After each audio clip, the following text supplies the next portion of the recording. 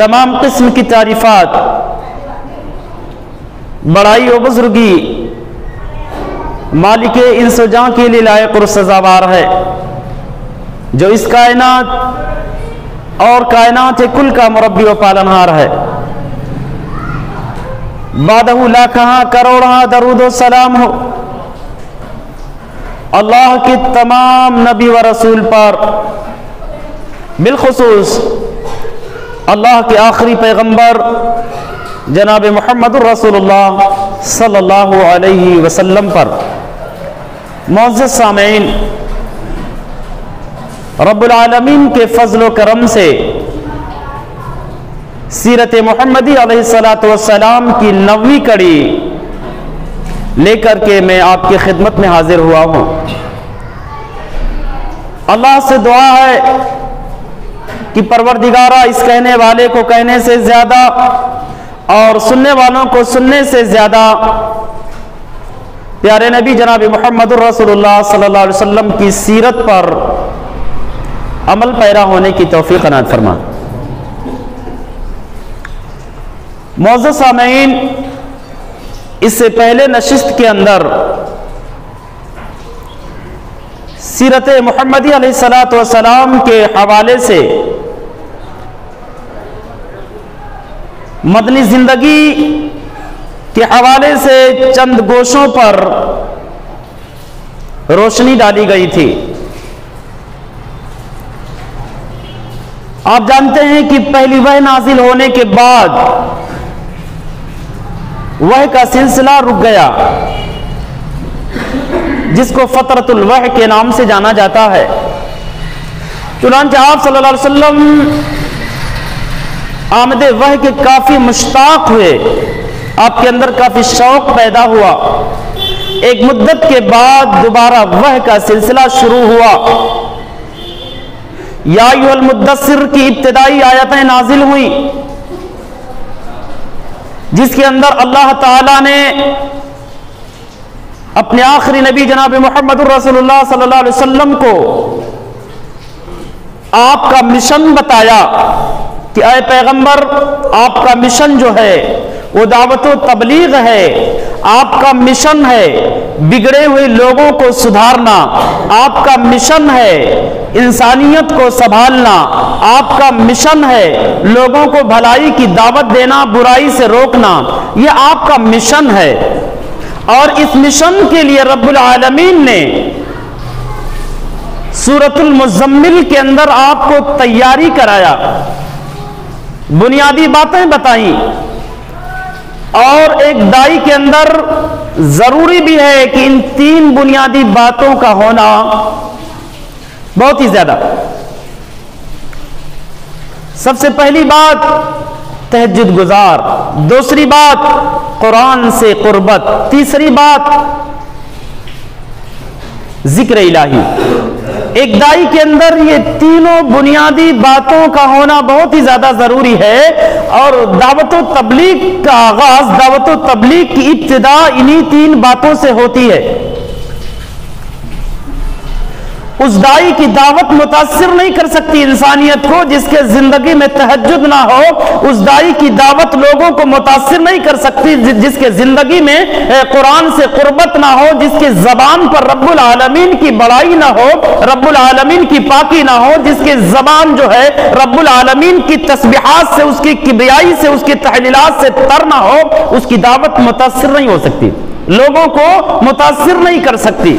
तो एक दाई के जिंदगी में ये खूबियां बहुत ही ज्यादा जरूरी हैं।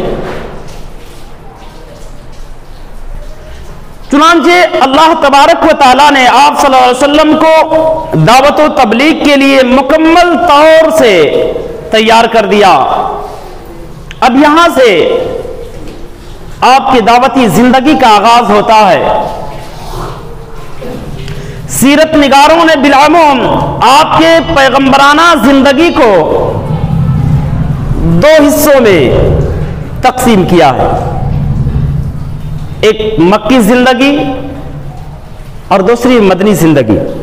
यानी आपके जिंदगी के वो माहो साल जो आपने सरजमीन मक्का में गुजारे, اس کو مکی زندگی کہا جاتا ہے اور اس کی مدت 13 سال ہے۔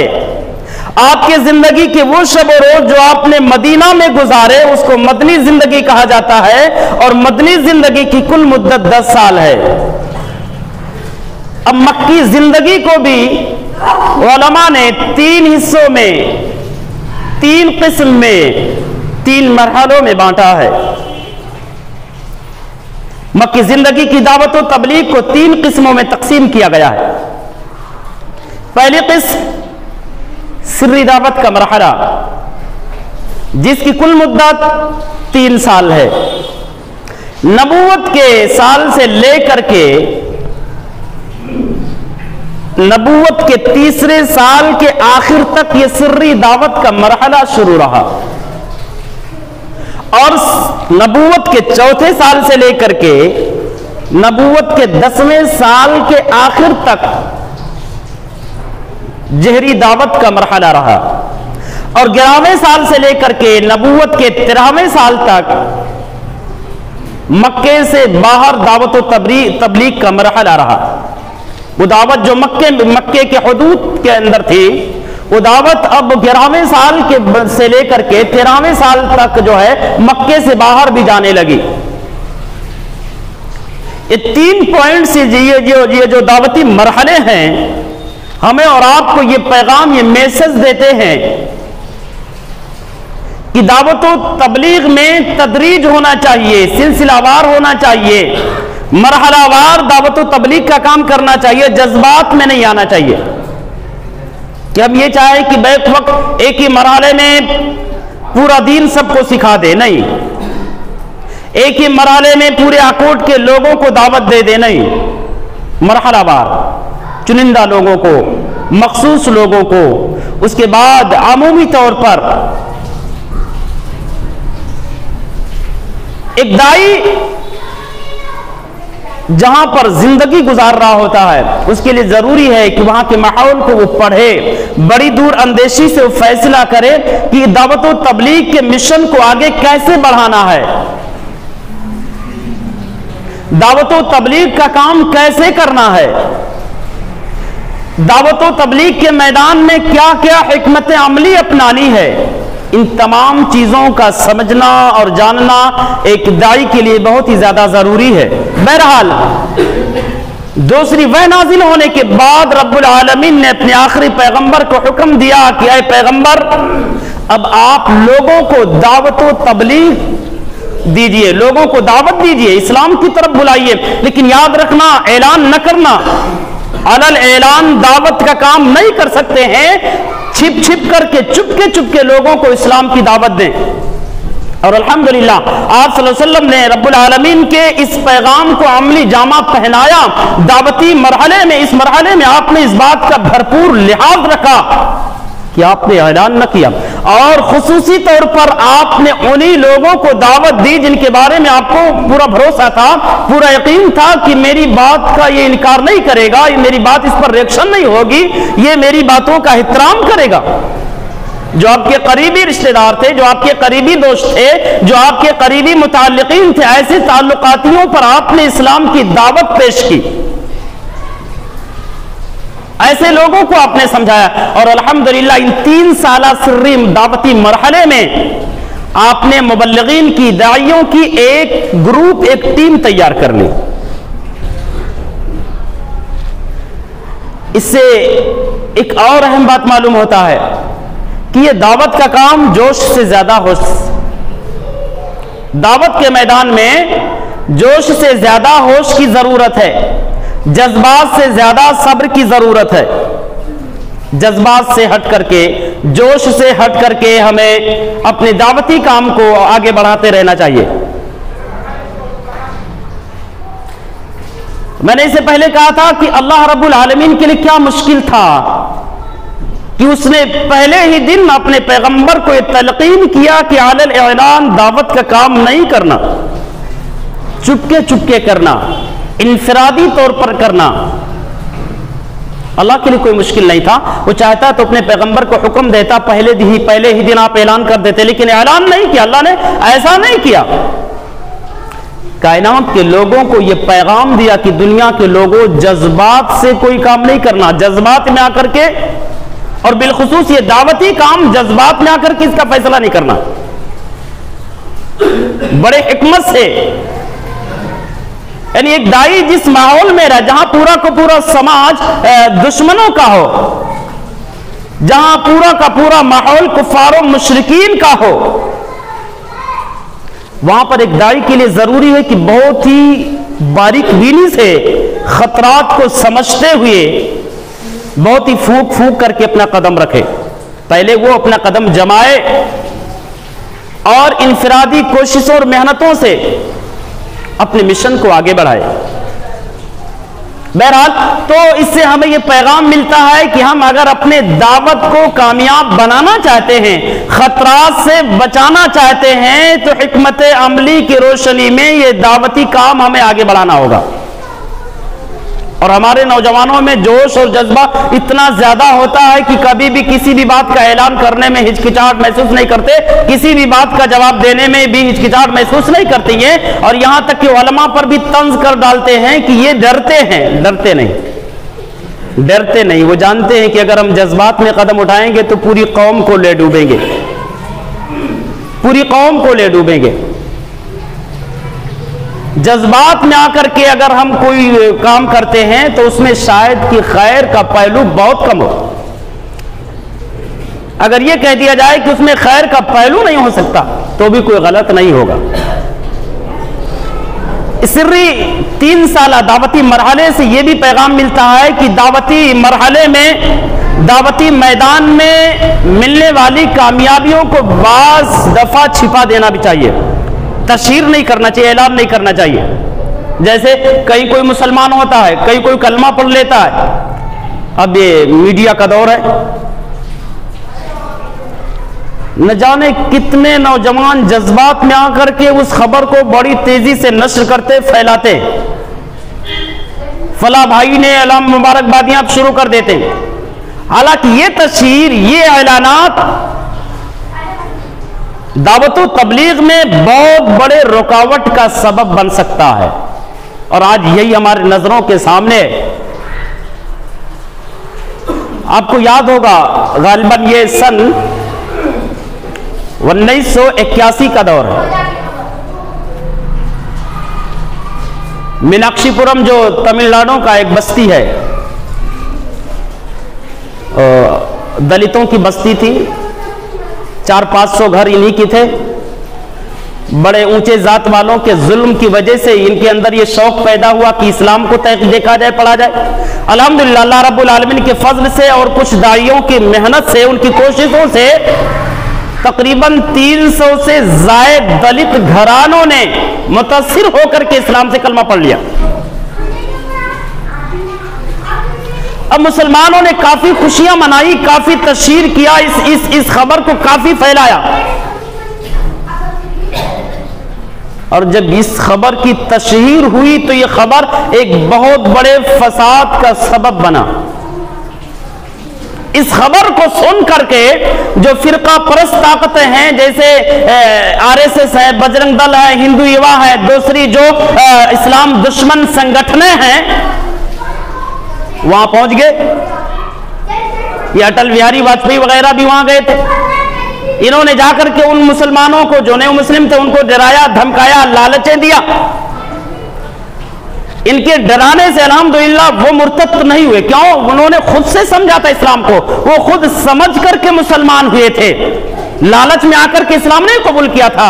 ان کے ڈرانے دھمکانے سے وہ مرتد نہیں ہوئے، لیکن دعوت و تبلیغ کے میدان میں وہ لوگ بہت بڑے رکاوٹ بن گئے. اب ہندو بیدار ہو گئے تھے، اپنی قوم پر کڑی نظر رکھنے لگے تھے.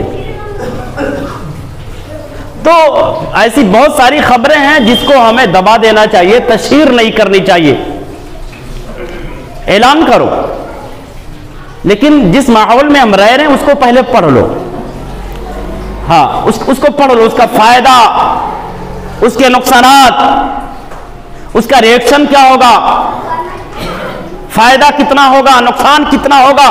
یعنی جس ماحول میں ہم رہ رہے ہیں اس ماحول کو پڑھنے کے بعد ہم اعلان کریں. اگر وہ ماحول اجازت دے رہا ہے، حالات سازگار ہیں تو اعلان کرو، حالات بگڑنے والے ہیں یا بگڑ سکتے ہیں تو اعلان نہ کرو۔ ہم جہاں اکثریت میں ہیں بڑے جو ہے اعلانیہ طور پر کوئی کام کرتے ہیں، لیکن جہاں ہمارے بھائی اقلیت میں ہیں وہاں پر ان کے لیے جو ہے مصیبتوں کا پہاڑ ٹوٹ پڑتا ہے۔ تو صرف ہم اکثریت، اپنے یہاں کی اکثریت کو کا خیال نہ کرتے، بلکہ جو اقلیت میں ادھر ادھر آباد ہیں ان کا بھی خیال رکھ کر کے ہمیں کوئی کام کرنا چاہیے۔ اور آپ یہ بھی جانتے ہیں کہ جو بیچارہ نیو مسلم ہوتا ہے، نیا نیا مسلمان ہوتا ہے، وہ اپنے ایمان کو، اپنے اسلام کو اپنے رشتہ داروں سے، اپنے تعلقاتیوں سے کچھ دنوں تک، کچھ مہینوں تک چھپانا چاہتا ہے، کچھ دنوں تک چھپانا چاہتا ہے، اور اسلام اس کی بھرپور اجازت بھی دیتی ہے کہ چھپانا چاہتا ہے تو چھپا لے، اجازت بھی ہے۔ سورۃ المومن کے اندر اللہ رب العالمین نے حضرت موسیٰ علیہ السلام کا واقعہ ذکر کیا، اور اس واقعے کو ذکر کرتے ہوئے ایک نیک انسان کا تذکرہ کیا۔ وہ فرعون کے دربار میں رہتے ہوئے حضرت موسیٰ علیہ السلام کی دعوت سے متاثر ہوا، اور اتنا متاثر ہوا کہ مسلمان ہو گیا، موسیٰ پر ایمان لا لیا، لیکن اپنے ایمان کو چھپائے ہوئے تھا۔ وَقَالَ رَجُلٌ مُؤْمِنٌ مِّنْ آلِ فِرْعَوْنَ يَكْتُمُ إِيمَانَهُ أَتَقْتُلُونَ رَجُلًا يَقُولَ رَبِّيَ اللَّهُ۔ ایک وقت، ایک دور ایسا آیا کہ اس مسلمان کے سامنے، اس مومن کے سامنے جو اپنا ایمان چھپائے ہوئے تھا، اس کے دوست و احباب وقت کا فرعون حضرت موسیٰ علیہ السلام کو قتل کرنے کی سازش کرنے لگے، پلان کرنے لگے۔ اس نے سنا، اپنے دوستوں کو سمجھایا، کہا ایک انسان کو اس لیے تم قتل کر ڈالو گے کہ اس کا جرم یہ ہے کہ وہ یہ کہتا تقتلون رجلا یقول ربی اللہ، وہ یہ کہتا کہ میرا رب اللہ ہے، اللہ کو اپنا رب مانتا، اپنا خالق مانتا، اپنا حاجت روا مشکل کشا مانتا ہے۔ اس ماننے کی بنیاد پر، اس دعوے کی بنیاد پر، اس اعلان کی بنیاد پر اس کو تم مار ڈالو گے۔ تو شریعت یہاں اجازت دیتی ہے۔ دعوت و تبلیغ کے میدان میں حکمت کی بہت ہی زیادہ ضروری ہے، دعوت و تبلیغ حکمت عملی کی روشنی میں کرنا چاہیے۔ بہرحال اللہ کے نبی جناب محمد الرسول اللہ صلی اللہ علیہ وسلم 3 سال تک چپکے چپکے لوگوں کو دین کی طرف بلاتے رہے۔ آپ کی کوششوں سے، آپ کے محنت سے الحمدللہ چند لوگوں نے اسلام کا کلمہ پڑھا۔ مردوں میں سب سے پہلے حضرت ابوبکر صدیق رضی اللہ تعالیٰ عنہ، عورتوں میں ام المومنین حضرت خدیجہ رضی اللہ تعالیٰ عنہ، بچوں میں حضرت علی بن ابی طالب رضی اللہ تعالیٰ عنہ، اور غلاموں میں زید بن حارثہ رضی اللہ تعالیٰ عنہ۔ یہ وہ اولین طبقہ ہے جو آپ صلی اللہ علیہ وسلم کے تعلق سے مکے کے سماج میں سب سے زیادہ جاننے والے تھے، آپ کے سب سے زیادہ قریبی تھے، آپ کو سب سے زیادہ پہچاننے والے، سمجھنے والے سب سے زیادہ یہ لوگ تھے۔ حضرت ابوبکر صدیق رضی اللہ تعالیٰ عنہ بچپن کے دوست تھے۔ حضرت خدیجہ رضی اللہ تعالیٰ عنہ آپ کی اپنی بیوی تھی۔ حضرت علی رضی اللہ تعالیٰ عنہ جانتے ہیں کہ آپ کی تربیت میں تھے، وہ آپ کے تربیت میں پل رہے تھے، بڑھ رہے تھے۔ حضرت زید بن حارثہ آپ کے آزاد کردہ غلام تھے۔ تو یہ وہ لوگ تھے جو مکے کے سماج میں سب سے زیادہ آپ کو جاننے والے تھے، سب سے زیادہ آپ کو پہچاننے والے تھے۔ اس اولین طبقے پر اگر آپ نظر دوڑائیں گے تو 2 اہم باتیں آپ کو معلوم ہوگی۔ سب سے پہلی بات، آپ صلی اللہ علیہ وسلم کے کردار کا، عظمت کا جو ہے اندازہ ہوتا ہے، آپ کے معجزانہ کردار معلوم ہوتے ہیں۔ آپ جانتے ہیں کہ کوئی بھی شخص اپنوں میں ہیرو نہیں ہوا کرتا، اس لیے جو اپنے ہوتے ہیں معمولی معمولی کمزوریاں، معمولی جو ہے اس کی جو خامیاں جانتے ہیں، اس لیے وہ قدر کی نظر سے نہیں دیکھتے۔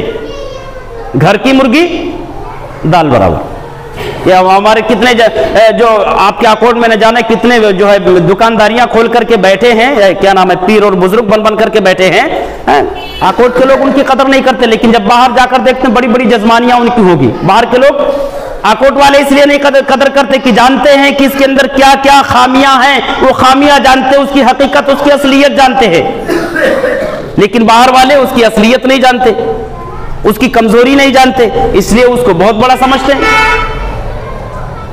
تو اپنوں میں جلدی کوئی ہیرو نہیں بن پاتا ہے، لیکن آپ صلی اللہ علیہ وسلم کے معجزانہ کردار کا یہ عالم ہے کہ آپ پر ایمان لانے والے آپ کے اپنے ہیں، جو سماج مکہ میں سب سے زیادہ آپ کو جاننے اور پہچاننے والے ہیں۔ ہمارا اور آپ کا معمول یہ ہوتا ہے کہ ہم سے جو جتنا زیادہ قریب ہوتا جائے گا اس کی محبت اتنی کم ہوتی جاتی ہے،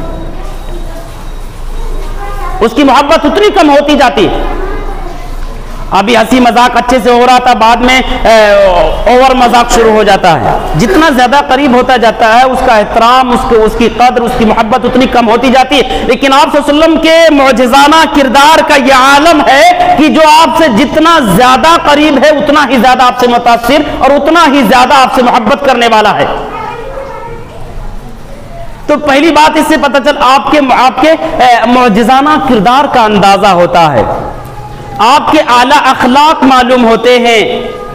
اور دوسری بات، اگر اس طبقے پر آپ نظر دوڑائیں گے تو آپ کو معلوم ہوگا، اور بالخصوص داعیان اسلام کے لیے ضروری بھی ہے کہ وہ قوم کے ہر فرد کو ٹارگٹ بنائیں، ہر فرد پر وہ اپنی توجہ دیں، کسی کو نظر انداز نہ کریں، کسی کو حقارت کی نظر سے نہ دیکھا جائے، کیونکہ یہ جو پہلا طبقہ ہے اس میں آپ دیکھیں آزاد بھی ہیں، غلام بھی ہیں، مرد بھی ہیں، عورت بھی ہیں، بچے بھی ہیں، جوان بھی ہیں۔ ہمارا اور آپ کا معمول یہ ہوتا ہے، آج بالخصوص جو داعی آپ کو نظر آئیں گے، ان کی نظر، ان کی توجہ سب پر نہیں ہوتی ہے۔ جو مالدار حضرات ہوتے ہیں، جو اثر و رسوخ والے ہوتے ہیں، ہم ان سے چمٹ جاتے، ان سے قریب ہو جاتے، لیکن جو بیچارہ غریب ہوتا ہے، جو مجبور ہوتا ہے، اس سے کبھی سلام بھی نہیں کرتے، اس سے اس کے سلام کا انتظار کرتے، یہ مجھ کو کرے گا سلام۔ اور جو مضبوط ہوتے ہیں ان سے چمٹ جاتے ہیں، جو کمزور ہوتے ہیں ان کو نظر انداز کر دیتے۔ ایک داعی کے شان کے خلاف ہے۔ آپ صلی اللہ علیہ وسلم کی سیرت طیبہ کو جب آپ پڑھیں گے تو آپ کو ایک واقعہ ملے گا۔ سورۃ العبس قرآن کے اندر ایک سورہ ہے 30ویں پارے میں، اس سورت کے شان نزول کو آپ دیکھیں گے، جسے امام ترمذی رحمہ اللہ نے اپنے الجامع کے اندر، سنن کے اندر جو نقل کیا ہے۔ اس واقعے کو، واقعہ کیا ہے؟ واقعہ اس طرح سے ہے، اللہ کے نبی جناب محمد رسول اللہ صلی اللہ علیہ وسلم روسائے مکہ سے مخاطب تھے، ان سے بات کر رہے تھے، ان کو کچھ بتا رہے تھے، سمجھا رہے تھے۔ قوم کا ایک غریب کمزور نابینا عبداللہ ابن ام مکتوم نبی کی خدمت میں حاضر ہوئے، اللہ کے نبی سے مخاطب ہوئے، دین کے کچھ مسائل لے کر کے آئے، اللہ کے نبی سے کہہ رہے اللہ کے نبی یہ مجھے سیکھنا، یہ سیکھنا ہے۔ اللہ کے نبی وہ بولے جا رہے ہیں، نبی ان کی بات کو دھیان نہیں دے رہے، سن نہیں رہے۔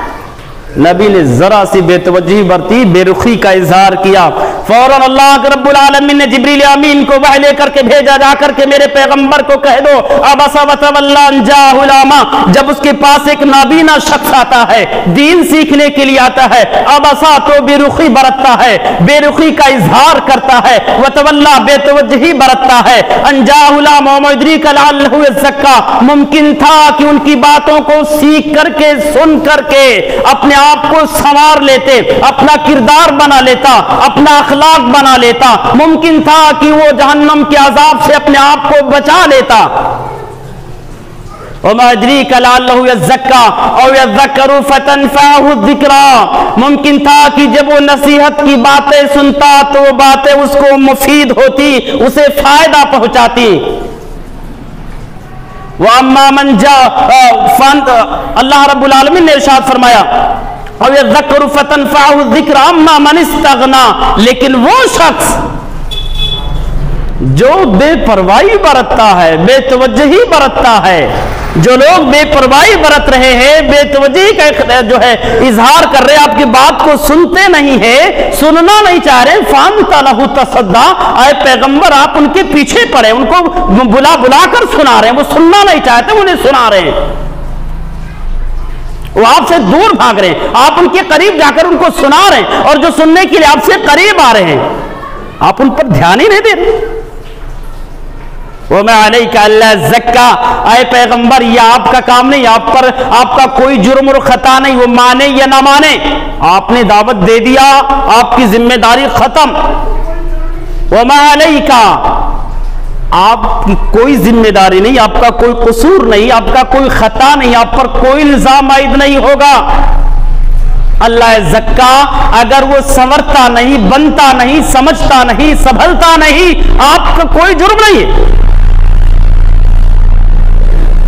لیکن وَأَمَّا مَنْ جَاءَكَ ایسا جو آپ کے پاس دوڑے دوڑے آ رہا ہے، آپ کی بات سننا چاہتا، آپ اس کو دعوت دو۔ یعنی اللہ رب العالمین نے ناراضگی کا اظہار کیا کہ پیغمبر جو سننا نہیں چاہتے انہیں سنا رہے، جو سننا چاہتا اس سے بے توجہی برت رہے ہیں۔ اس وحی کے نازل ہونے کے بعد اللہ کے نبی جناب محمد الرسول اللہ صلی اللہ علیہ وسلم کی نظر میں عبداللہ ابن ام مکتوم، اس نابینا صحابی کا مقام اتنا بڑھ گیا، نبی نے اس صحابی کا اتنا احترام کیا، اللہ اکبر، کہ ان کے مقام کا یہ عالم تھا نبی کے نظر میں کہ جب بھی نبی کو کبھی مدینہ سے باہر جانے کا موقع آیا تو بارہا ایسا ہوا کہ نبی نے اپنے مصلی پر عبداللہ ابن ام مکتوم کو امام بنا کر کے گئے۔ بارہا نبی نے عبداللہ ابن ام مکتوم کو اپنے مصلی پر کھڑا کیا، کہا ابن ام مکتوم یہ تمہارا مصلی، ذمہ داری تمہاری ہے، ابھی میں کچھ کام سے جا رہا ہوں، جہاد کے غرض سے جا رہا ہوں، دعوت و تبلیغ کے غرض سے جا رہا ہوں۔ تو بہرحال ایک داعی کی ذمہ داری یہ ہونی چاہیے کہ قوم کے ہر فرد پر توجہ دے، کسی کو حقارت کی نظر سے نہ دیکھے، امیر ہو، غریب ہو، چھوٹا ہو، بڑا ہو، کالا ہو، گورا ہو، بیمار ہو، تندرست ہو، کیسا بھی ہو، کیسا بھی ہو، کسی بھی کوالٹی کا ہو، کسی بھی استھتی، کسی بھی حیثیت کا وہ آدمی ہو، اس پر ہماری نظر ہونی چاہیے، اس پر ہماری توجہ ہونی چاہیے۔ دیکھو آپ صلی اللہ علیہ وسلم کے سیرت کو جب آپ پڑھیں گے، صحیح بخاری کے اندر آپ کو ایک بہت ہی پیارا واقعہ ملے گا کہ آپ صلی اللہ علیہ وسلم کا ایک یہودی نوجوان خادم تھا، ایک مرتبہ بیمار ہو گیا۔ اللہ کے نبی جناب محمد الرسول اللہ صلی اللہ علیہ وسلم نے جب اس کے بیماری کی خبر سنی، عیادت کے لیے اس کے یہاں گئے، دیکھا کہ اس کا یہودی باپ اس کے سر کے پاس بیٹھا ہوا ہے، اسے سمجھا رہا ہے۔ اللہ کے نبی کی کوشش اور خواہش یہ ہوتی کہ اگرچہ یہ بستر مرگ پر ہے، سکرات کے قریب ہے، موت کے قریب اگرچہ، نبی کی کوشش اور خواہش یہ ہوتی کہ آخری وقت میں یہ آدمی توبہ کر لے، کلمہ پڑھ لے، اللہ سے معافی مانگ لے، اپنی خطاؤں پر رو لے۔ یہ نبی کی آخری وقت میں بھی یہ خواہش اور یہ کوشش ہوا کرتی۔ کبھی بھی آپ نے قوم کی کسی بھی فرد کو نظر انداز نہیں کیا۔ اللہ کے نبی اس کے پاس گئے۔ ہمارا آپ کا معمول یہ ہوگا جب کوئی بیمار ہوگا تو آخرت کی فکر نہ کر کے دنیا کی فکر، اس کو طرح طرح سے نہ جانے کیسی کیسی باتیں، کیا کیا پلان، کیا کیا مشورہ دینے لگیں گے، جبکہ ہونا یہ چاہیے کہ اس کے پاس جائے، کچھ اس کو کہیں اللہ سے توبہ کرو، معافی مانگو، اللہ رب العالمین سے جو ہے معافی مانگو، استغفار کرو، زندگی کی خطاؤں کو یاد کر کے ان خطاؤں پر اللہ تعالیٰ سے رو۔ یہ سب کچھ نہ بتا، ڈرتے ہیں اگر یہ بات کریں گے تو صاحب ناراض ہو جائیں گے، برا لگ جائے گا، جبکہ یہ سب سے بڑی خیر خواہی یہ ہے، اس کی آخرت کی فکر کرنا، اس کی آخرت کو سنوارنے کی کوشش کرنا، اس کی آخرت کو بنانے کی کوشش کرنا، اس کی آخرت کی فکر لے کر کے اس کی خدمت میں بیٹھنا، حاضر ہونا، سب سے بڑی خیر خواہی ہے۔ اللہ کے نبی اس یہودی نوجوان کی خدمت میں حاضر ہوئے، کہنے لگے کلمہ پڑھ لو۔ اس یہودی نوجوان نے اپنے باپ کو سوالیہ نظروں سے دیکھا، گویا کہ اپنے باپ سے اجازت مانگ رہا تھا کہ ابو جان کیا کروں، نبی کہہ رہے ہیں کلمہ پڑھ لو، آپ کیا کریں؟ باپ نے کہا اطیع ابا القاسم، کہا نبی جو کہہ رہے مان لو، کلمہ پڑھ لو، ایمان لا لو۔ جیسے یہودی باپ نے اجازت دیا، فوراً اس کے زبان سے کلمہ نکلا، اشہد اللہ الہ الا اللہ واشہد ان محمدا عبدہ ورسولہ۔ ادھر کلمہ پڑھا، ادھر اس کی روح قبض عنصری سے پرواز ہوئی، وہ ادھر وہ وفات پایا، اور جیسے وفات پایا اللہ کے نبی جناب محمد الرسول اللہ صلی اللہ علیہ وسلم خوشی کا اظہار کرتے ہوئے، رب العالمین کی تعریف کرتے ہوئے وہاں سے نکلے۔ اللہ کے نبی نے کہا الحمدللہ الذی، تمام تعریف اس اللہ کے لیے ہے، الذی انقذہ بی من النار، جس ذات نے اس بندے کو میرے ذریعے جہنم کی آگ سے بچایا۔ جہنم کی آگ سے بچ گیا، وہ اللہ کے عذاب سے، پکڑ سے بچ گیا، آخری وقت میں کلمہ پڑھ لیا۔ نبی کو یہ شرف حاصل ہوا کہ میرے ذریعے اس بندے نے کلمہ پڑھا۔ کبھی ہم نے بھی کوشش کیا؟ اگر کوشش نہیں کی تو آج سے کوشش کریں گے انشاءاللہ۔ آخری وقت میں لوگوں کو سمجھانے کی کوشش کریں گے، توبہ کروانے کی کوشش کریں گے۔ ایسا نہیں کہ وہ سمجھ جائے گا کہ بھائی ہم نے کیا غلطی کی، میرے پاس آئے توبہ کر لو۔ بہت ساری غلطیاں ہم سے کرتے ہیں، جانے میں انجانے میں بھی کرتے ہیں، جس کا ہم اظہار نہیں کرتے۔ تو بہرحال اللہ کے نبی جناب محمد رسول اللہ صلی اللہ علیہ وسلم مسلسل 3 سال تک جو ہے لوگوں کو چپ کے دعوت دیتے رہے، اور 3 سالہ دعوتی مرحلے میں آپ نے ایک ٹیم تیار کی، اور جو ٹیم تیار ہوئی وہ ٹیم الحمدللہ اب لوگوں کو دین کی دعوت دینا شروع کر دی۔ ابو بکر صدیق رضی اللہ تعالیٰ عنہ کی دعوت سے عثمان بن عفان رضی اللہ تعالیٰ عنہ نے اسلام قبول کیا، عبد الرحمن بن عوف رضی اللہ تعالیٰ عنہ، زبیر بن العوام رضی اللہ تعالیٰ عنہ، طلحہ بن عبید اللہ رضی اللہ تعالیٰ عنہ، اور اسی طریقے سے سعد بن ابی وقاص رضی اللہ تعالیٰ عنہ نے بھی اسلام قبول کیا۔ اب جب ایک ٹیم نبی کے پاس داعیوں کی تیار ہو گئی، عرش سے پھر اعلان ہوا۔ سورۃ الحجر کے اندر اللہ رب العالمین نے بیان فرمایا، اس آیت کریمہ کا تذکرہ کیا، فَاسْدَعْ، اے نبی اب اعلان نکل جائیے، فَاسْدَعْ، اعلان کر دیجئے۔ کس چیز کا؟ بِمَا تُؤْمَرُ، جس کا حکم آپ کو دیا جا رہا ہے اس حکم کو لے کر کے اعلان کرو۔ اب ڈرنے کی ضرورت نہیں ہے، چھپنے کی ضرورت نہیں ہے، چپکے لوگوں کو اسلام کی طرف بلانے کی ضرورت نہیں ہے۔ کیا حکمت عملی سکھائی رب نے اپنے آخری پیغمبر کو؟ پہلے 3 سال تک نبی کو کہا چپکے لوگوں کو دعوت دو۔ جب ایک ٹیم تیار ہو گئی، ایک گروپ تیار ہو گئی، کمیٹی جب تشکیل دے دی گئی، اور اس جماعت کا یہ علم تھا، نبی کی دعوت پر گردن کٹانے کے لیے تیار تھے۔ وہ یہ نہیں سوچتے مارے جائیں گے، گالیاں ملیں گی، لوگ ماریں گے، مذاق کریں گے، یہ نہیں سوچتے تھے۔ نبی جس بات کا حکم دیتے تھے وہ حکم لے کر کے اللہ کے بندوں کی طرف نکل جاتے تھے۔ نبی نے یہ کہا ہے، نبی کا یہ حکم ہے، نبی کا یہ اعلان ہے، اس اعلان کو لے کر کے رب کے بندوں کی طرف جاتے تھے۔ جب ایک ٹیم تیار ہو گئی، اب اس کے بعد اللہ نے کہا اب اعلان کر دو۔ اور اعلان بھی کہاں سے کرنا ہے؟ آکوٹ کے ہیں تو آکوٹ سے کرنا، جا کر کے آکوٹ والوں کو چھوڑ کر محالہ والوں پر محنت نہیں کرنی۔ پہلے آکوٹ میں محنت کر لو، سارے لوگوں کو سمجھا دو، اپنی ذمہ داری سے سبق دوش ہو جاؤ، یہاں کی ذمہ داری نبھا لے جاؤ، اب محالہ میں جانا ہے۔ اللہ نے کہا وانذر عشیرتک الاقربین، اے پیغمبر سب سے پہلے اپنے اقربا کو، قریبی رشتہ داروں کو جہنم کی آگ سے ڈراؤ۔ یہ دونوں آیتیں جس وقت نازل ہوئی، پیغمبر انسانیت نے سب سے پہلے مکہ والوں کے سامنے اپنی دعوت کا، اپنی مشن کا اعلان کیا، اور اعلان اپنے خاندان کے ہر قبیلے کو مخاطب کر کے کیا۔ یا بنو ہاشم، یا بنو عبد المطلب، یا بنی عبد مناف، انقذوا انفسکم من النار فانی لا اغنی عنکم من اللہ شیئا۔ اے بنو عبد مناف کے لوگوں، ہاشم کے لوگوں، عبد المطلب کے لوگوں، عبد المطلب کے خاندان والوں، اپنے آپ کو اللہ کے عذاب سے، جہنم کے عذاب سے، اللہ کی پکڑ سے بچا لینا۔ میں تمہارے کچھ کام نہیں آؤں گا، یہ نہ سوچنا یہ محمد صلی اللہ علیہ وسلم میرے خاندان کے ہیں، میرے گھرانے سے ہیں، میرے رشتے میں آتے ہیں، اللہ کی پکڑ سے بچا لیں گے، اللہ کی گرفت سے بچائیں گے، جہنم کے عذاب سے بچائیں گے۔ میں اللہ کی پکڑ سے تمہیں کچھ بھی نہیں بچا سکتا، وہاں کچھ میں تمہارے کام نہیں آ سکتا۔ اگر تمہیں اللہ کی پکڑ سے بچنی ہے، جہنم کے عذاب سے بچنا ہے، تو تمہیں نیک کام کرنا ہوگا۔ अपनी सगी बेटी को कहा, या फातिमा अनक़िदी नफ्सकी मिन अन्नार फ़इन्नी ला उग़नी अन्की मिन अल्लाहि शैया।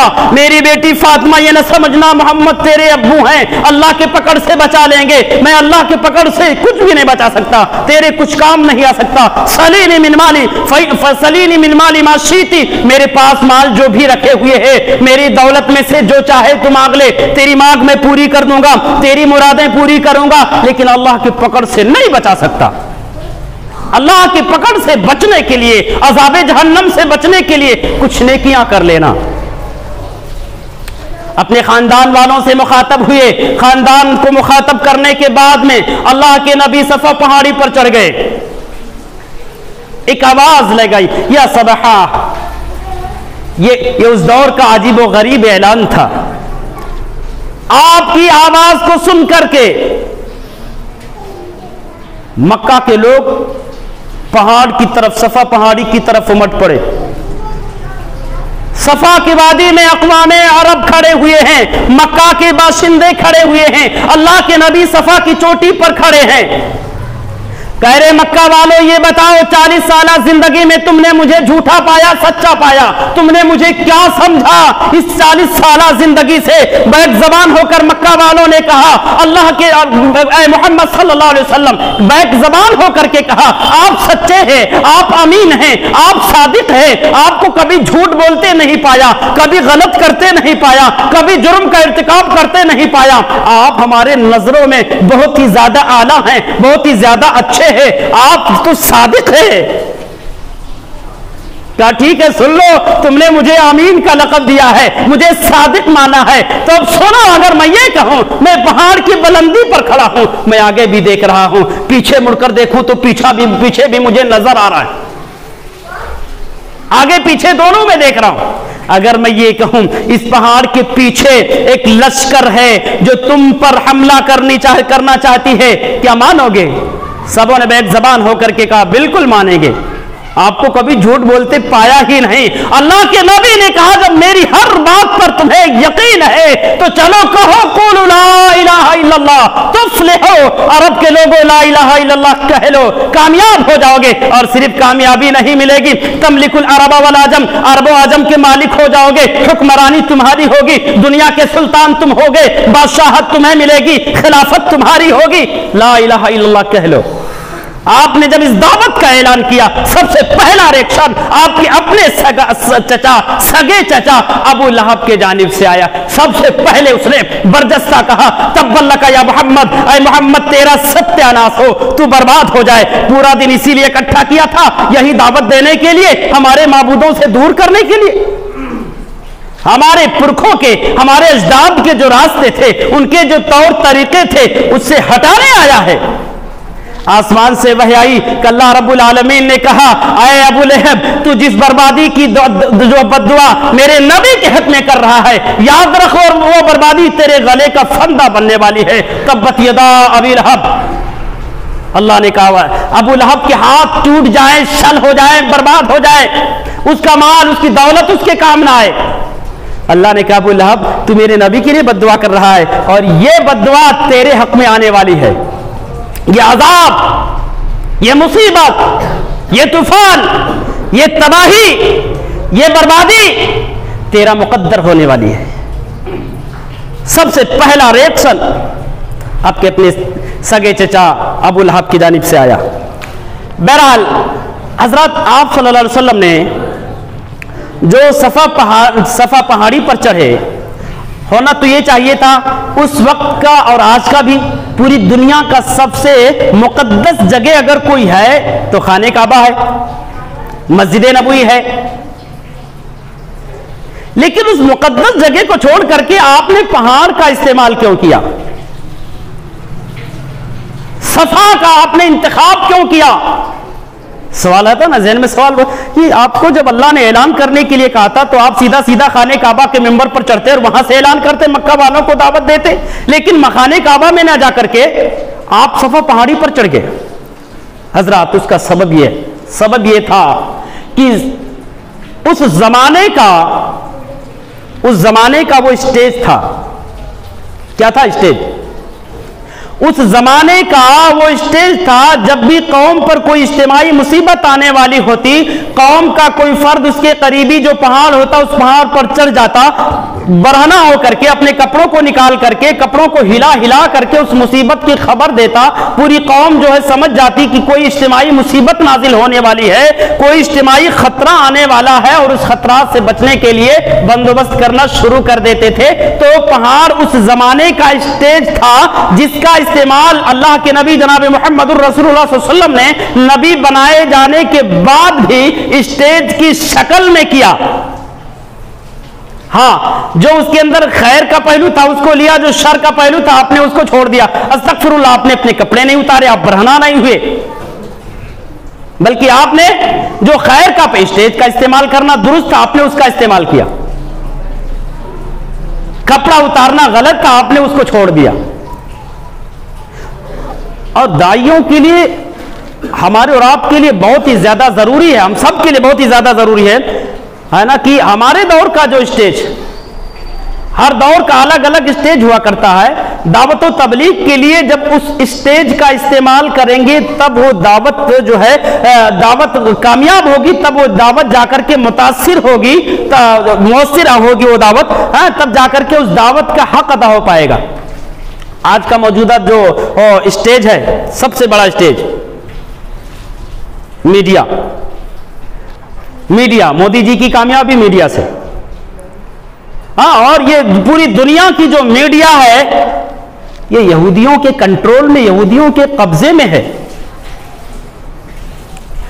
مسلمانوں کے علاوہ جو دیگر اقوام ہیں ان کے پاس الگ الگ چینلز، الگ الگ ویب سائٹس ہیں،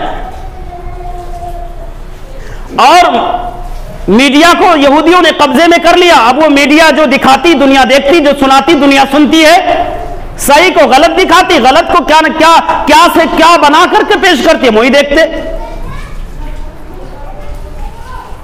یہودیوں کے ویب سائٹس الگ ہیں، اسلام کے نام پر آپ دیکھیں گے، آپ اس دنیا میں جائیں گے تو آپ کو ملیں گے بہت سارے ویب سائٹس، بہت سارے چینلز آپ کو اسلامک ملیں گے، بظاہر وہ اسلامی نام ہے، اسلام کا چینل ہے، وہ اسلام کا سائٹ ہے، لیکن جب آپ اندر گھسیں گے تو آپ کو بدعقیدگی ملے گی، آپ کو بہت سارے زہر ملیں گے، اسلام کے خلاف بہت ساری باتیں آپ کو وہاں ملیں گی، پورا زہر بھرا ہوا ملے گا۔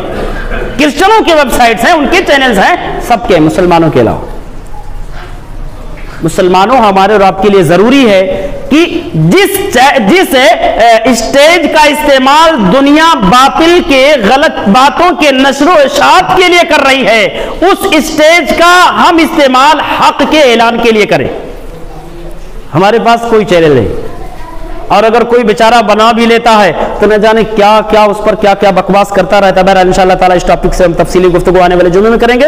ہم اللہ سے دعا کرتے ہیں کہ پروردگارہ ہم تمام مسلمانوں کو کئی تمام باتوں کو سمجھنے کی اور اس پر عمل پیرا ہونے کی توفیق عنایت فرما۔